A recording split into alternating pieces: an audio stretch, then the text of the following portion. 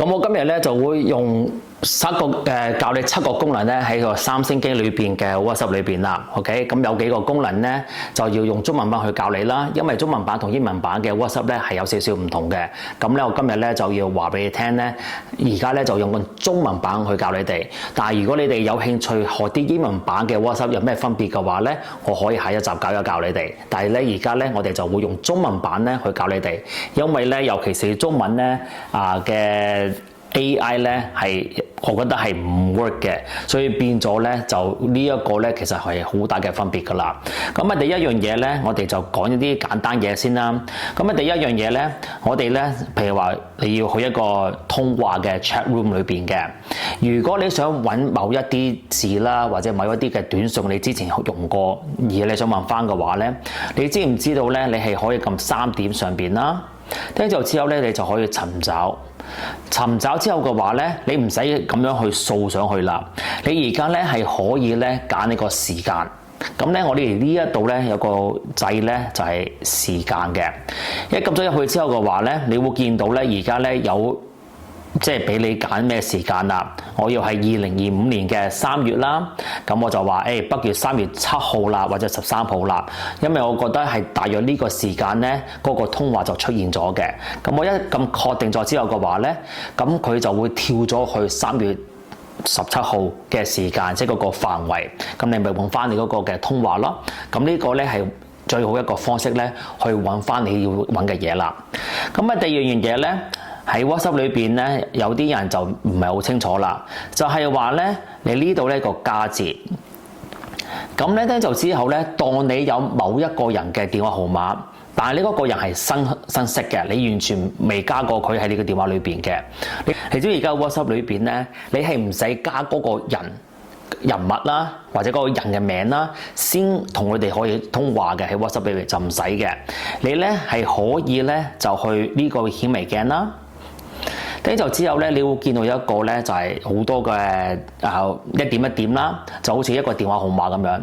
你撳咗佢之後嘅話咧，你而家咧就可以打電話號碼啦。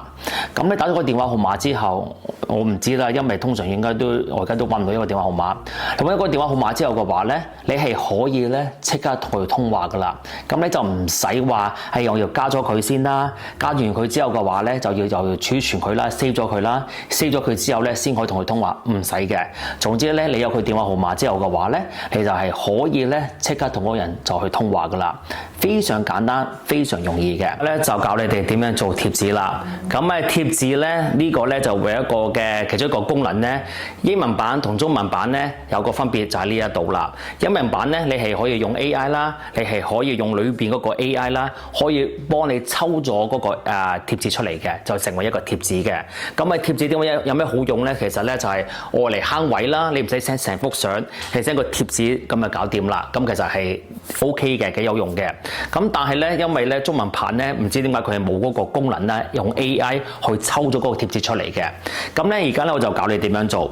你咧係可以當你想去 Google 揾一啲嘢嘅，咁你咪去揾一啲嘢啦。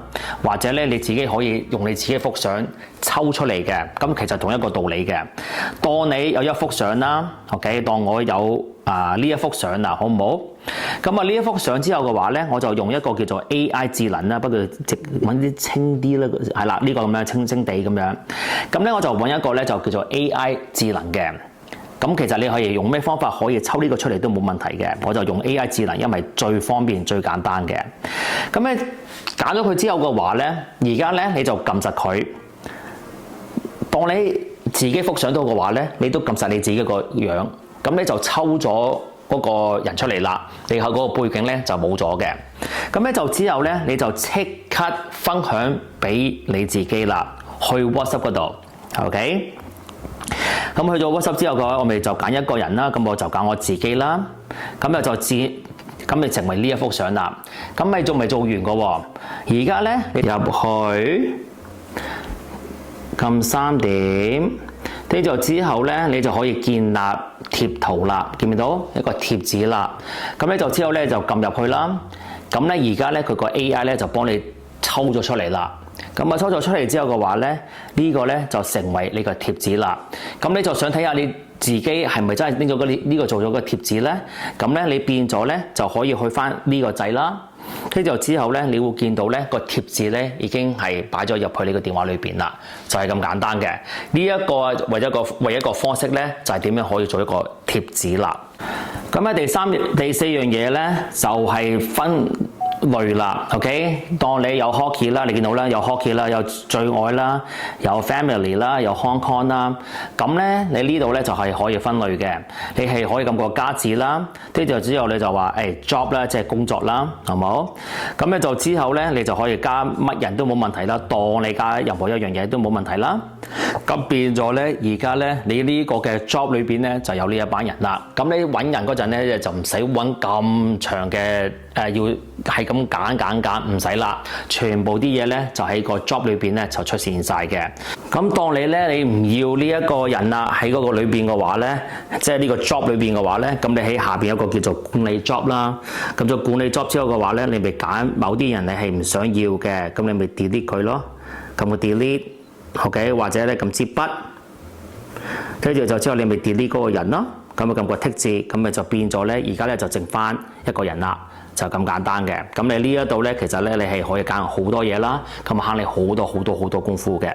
OK， 咁啊最後一樣嘢咧，呢個咧就係非常之重要啦，咁你哋一定要睇一睇啦，就係你個儲存量嘅問題啦。我哋去3點啦。我哋去設定，咁咧我哋之後咧，我哋就去咧就係儲存空間或數據 ，OK？ 入到去之後嘅話咧，管理儲存空間。入到去之後嘅話咧，你要睇清楚咧，你而家你個 WhatsApp 佔咗你個電話幾多位啦 ，OK？ 你個電話有357G，但係你個電話咧。你個 WhatsApp 咧佔咗係4.7G嘅，咁咧你係可以自己睇一睇，有乜嘢你係想取消啦，有乜嘢你係可以即係刪除一啲嘢嘅。佢呢個三星裏邊咧，WhatsApp 裏邊咧，佢有分。幫你分埋類添嘅，有啲大嘅檔案嘅話咧，你係可以睇一睇，喂，需唔需要去 delete 咧？咁你要睇清楚啦，因為你記住一樣嘢，每一次你去 send 一啲嘢俾人哋嘅話咧，呢個咧又係一個檔案啦。如果同一條片你又 send 俾另一個人嘅話咧，又有一個檔案嘅，咁變咗咧就整咗2個檔案。加你自己嘅檔案，變咗有3個嘅檔案，同一樣嘢嘅。WhatsApp 咧就有樣嘢唔好就咁樣嘅。咁你所以見到咧，我而家咧裏邊咧有4條片咧係一模一樣嘅，可能剪得唔係好多位，但係如果你一條長嘅片嘅話咧，你呢個咧就其實係好嚴重嘅，所以你一定要睇一睇啦，使唔使要去 delete 啦？咁咧你 delete 咗嘅話咧，就比較上咧就 OK 好多嘅 ，OK 慳你好多位嘅。OK， 咁咧呢樣嘢咧就其實係非常之重要啦。你 delete 咗之後咧，佢會話俾你聽，喂而家就取消咗幾多個位啦咁樣。你會見到嘅取消咗24個 MB， 咁你個電話咧就慳咗24個 MB， 就咁樣啦。OK， 咁希望咧呢5個嘅基本功能咧，你要睇清楚啦，係咪需要做呢啲咁嘅嘢啦？咁咧令到你個電話咧就比較順啲啦，同埋你用 WhatsApp 咧都會容易啲嘅。OK， 希望下一集就見到你啦，拜拜。